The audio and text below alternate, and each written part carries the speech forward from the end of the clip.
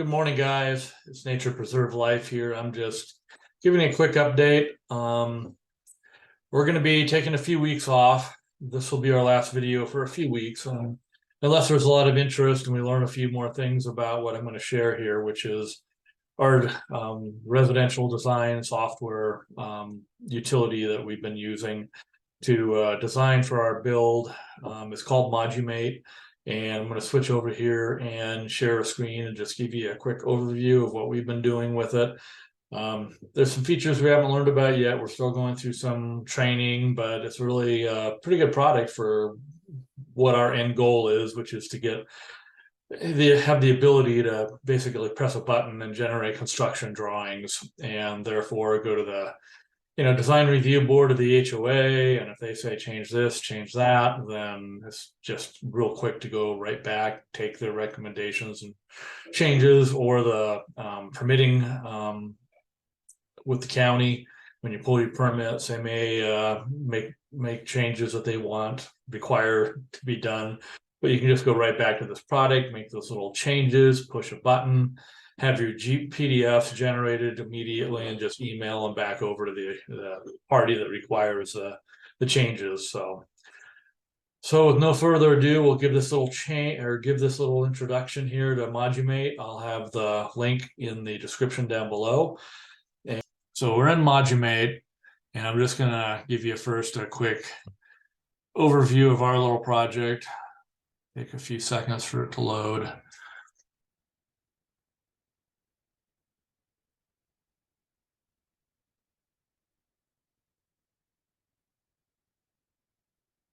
Okay, let me pull it a little closer.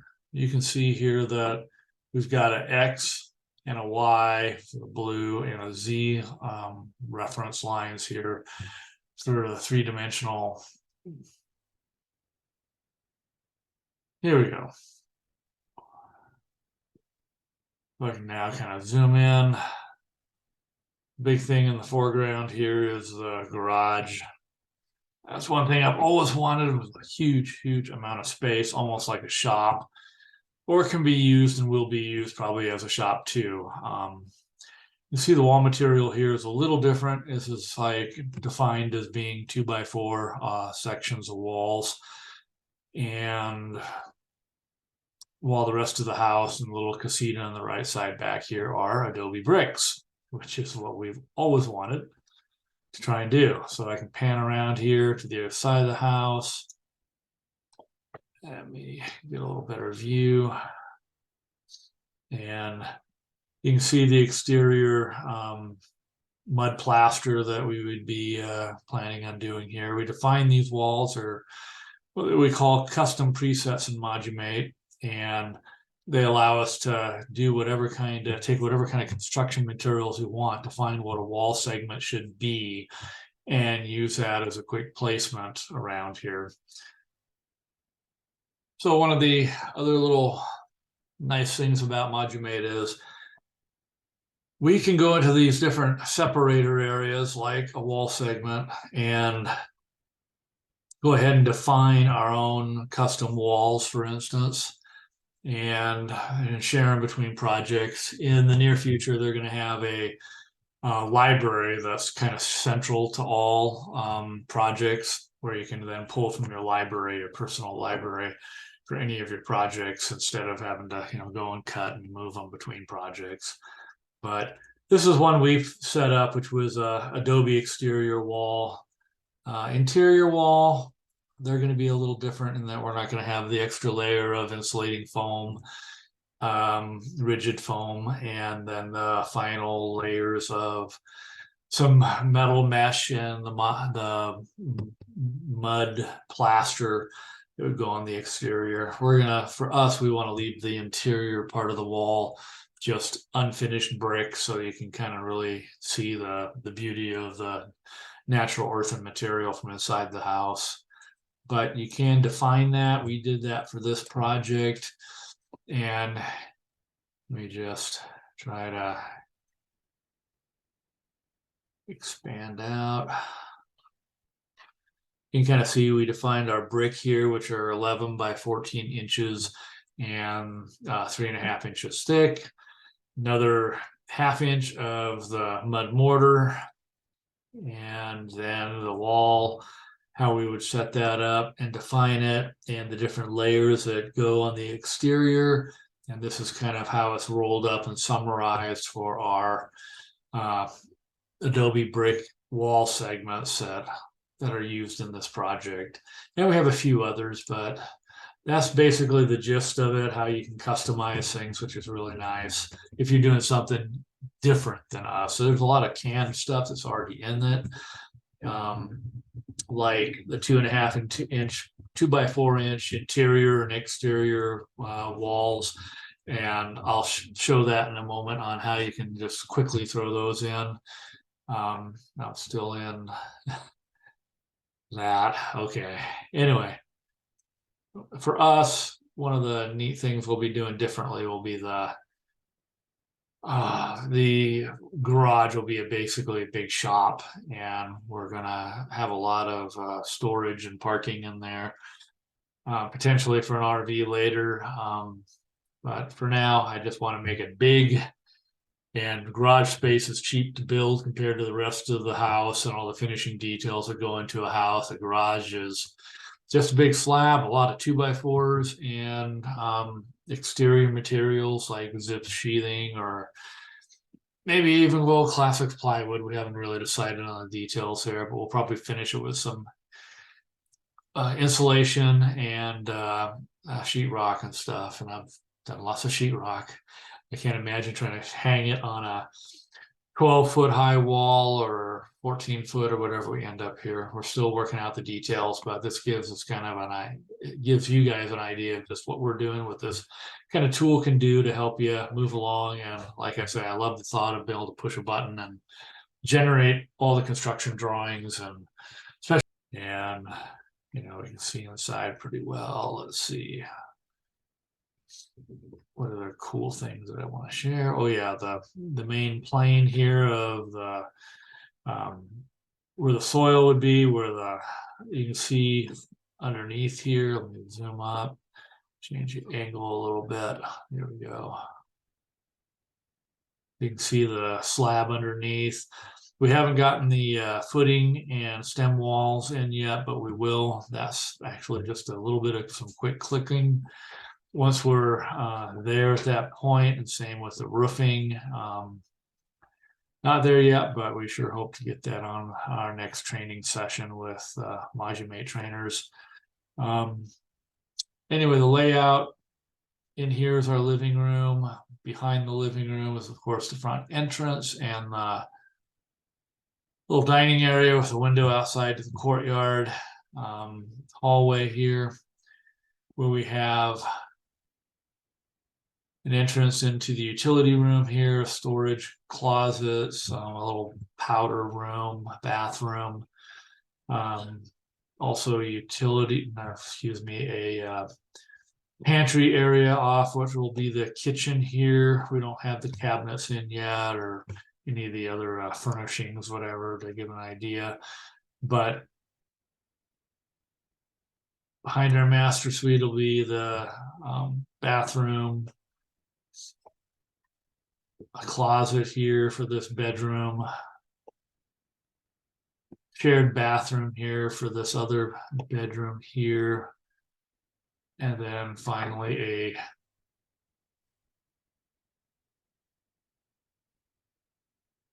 bedroom here that's got its own little suite. But I need to put a door in there, obviously, and a walk-in closet for it. But get the idea that you can do a lot of details here. We're gonna add the terrain soon. In a prior couple of episodes, we showed how to use Google Maps to get the XY coordinate points for your terrain on your land, and how to convert and use some other utilities to get the Z or the altitude point, and then how to convert them to terrains if you would like those drawings or JPEGs.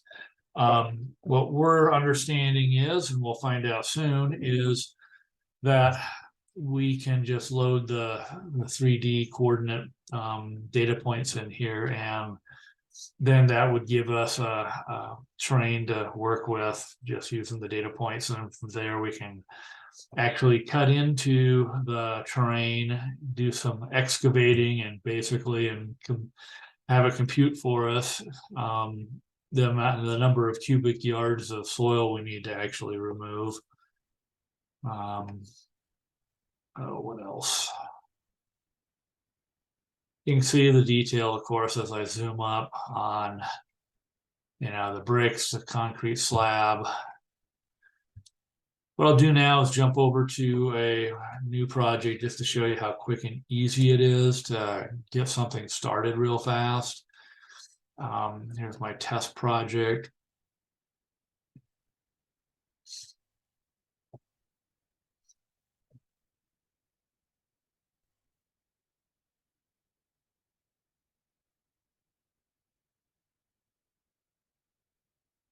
So again, we have our X, Y, and Z coordinates here. And I'll just start by putting down a footprint of a fun little tiny house, maybe 40 by 30. And you saw how that line was kind of flickering red earlier because it's in alignment with the X coordinate. So I'm going to try to get with the Z coordinate here, which will be the green line. There we go. You see the green color, and it kind of snapped to it. Then I'll get another 40 feet down here. And I'm sorry if you're not in the United States and you're not on the imperial system. I know the metric system is far superior. I remember it in chemistry and physics college classes in the day. Definitely the imperial system sucks for that kind of stuff, but this is what we're used to here in the United States, so take it with a grain of salt. Anyway, I finished there.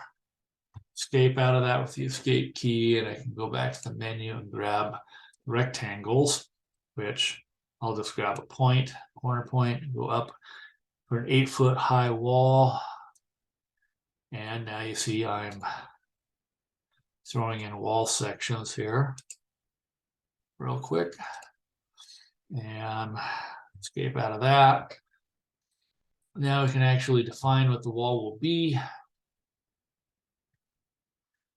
I don't have my Adobe library over here of presets. So we have the 2x4s construction, so I'll go ahead and place that.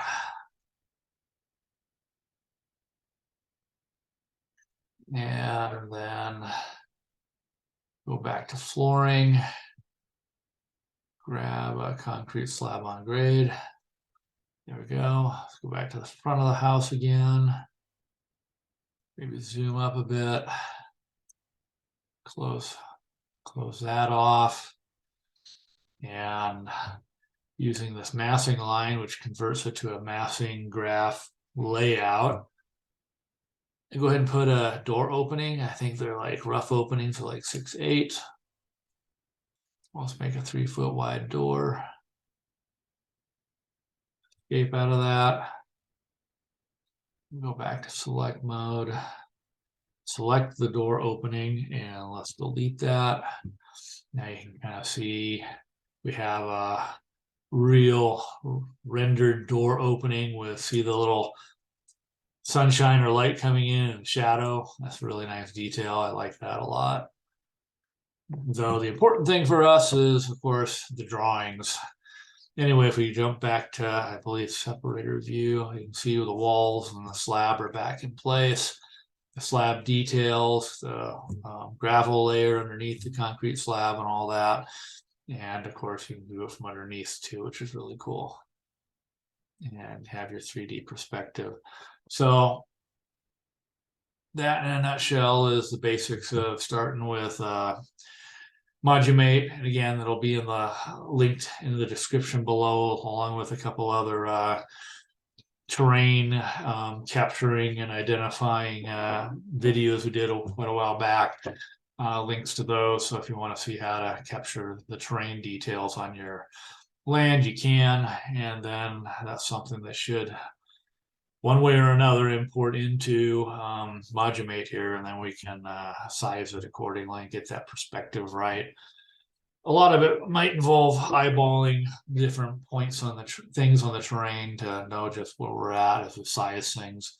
Not sure yet. We'll find out when we get there. So anyway, again, we'll be gone for a few weeks during the holidays here. We're working on not only our drawings, but we also have another big thing in the works that's had a couple hiccups. We don't want to prematurely announce anything that has problems later on. So when we get back, we'll make our big announcement if there is one. So anyway, hope you enjoyed this. Hope you found it helpful.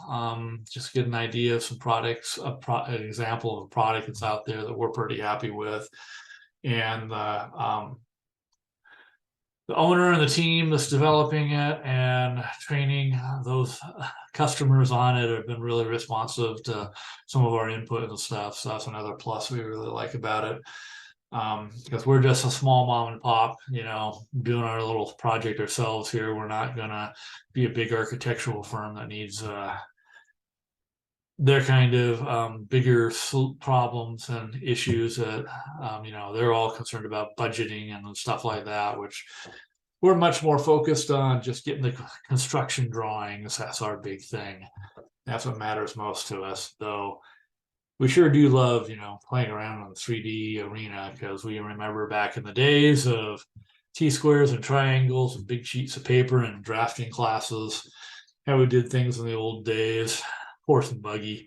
But this is really nice, especially with the graphics processor that I have on this new laptop now.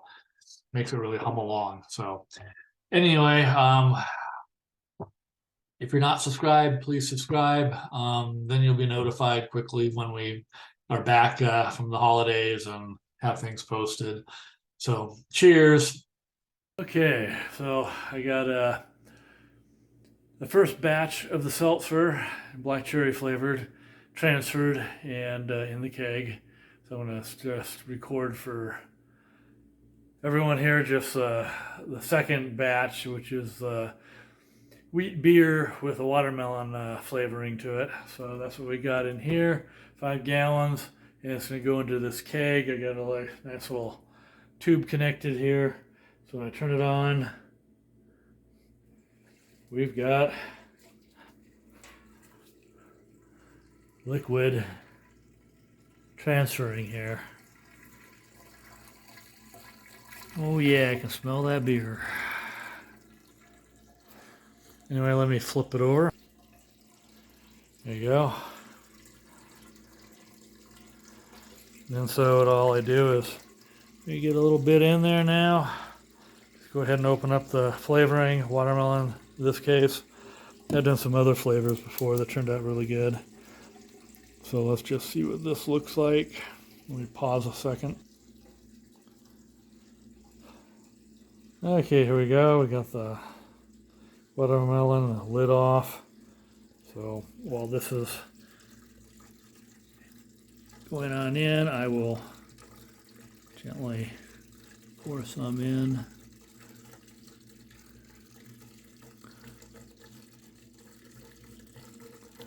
Yeah, it doesn't take long, just a few seconds. Get that out of the way. Try to help the beer blend in with the flavoring good. I'll put it back in that position till it fills up a little more. It's going pretty quick. And then it's just a matter of popping the lid off gently and giving this whole thing a good little rinse out when it's done. But right now it's still full of beer, slowly transferring, but it's a lot better than bottling little bottles that just take forever.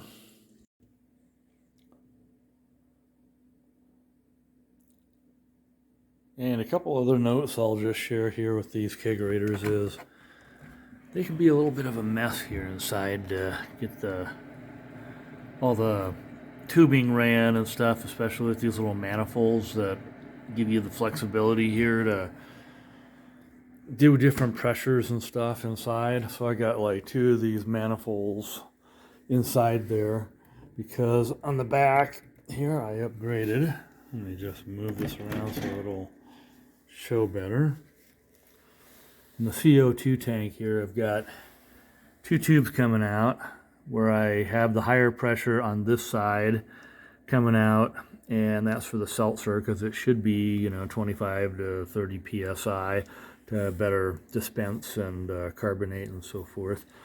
And the lower pressure on this side for the beer and the cider, which is about 10 11 psi, and the tube goes inside these little holes they have in the back here, and CO2 tank in the back there too, and that kind of runs all of this to really make it for nice dispensing and stuff.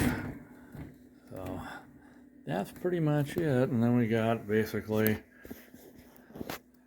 two that are hooked up and working now, the apple cider and the watermelon beer, wheat beer there. This one should be for the seltzer. I ran out of tubing, got some on order, should be here in another day or so, but it's pretty straightforward to hook up, but just a little disappointed on all the tubing mess in the inside and the way they do things here. It's a little bit of a jungle in there to try to get a keg out when you have to change it when it's done and refill it and reconnect it. But the good news is reconnecting is really easy. When you take these kegs out, you just disconnect these little quick disconnects. There's a little lever here you pull up and they just pop right off. And then you can pull this little lever to depressurize everything. I don't have any pressure in there right now, but you'd hear it come out if I had. But it's pretty simple. Thank you for watching an episode of Nature Preserve Life in Mountain Air, New Mexico. If you'd like to follow along and support our channel, please press the subscribe button and gong that bell to be notified. After all, it's free. Free is a very good price. In the future, we will plan to focus our episodes on our eco-friendly build of earthen construction and dark night astronomy, that big guy there, and tourism of the regional area, as well as establishing a Patreon account for the sole support of wildlife in Deer Canyon Preserve. So stay tuned. Cheers.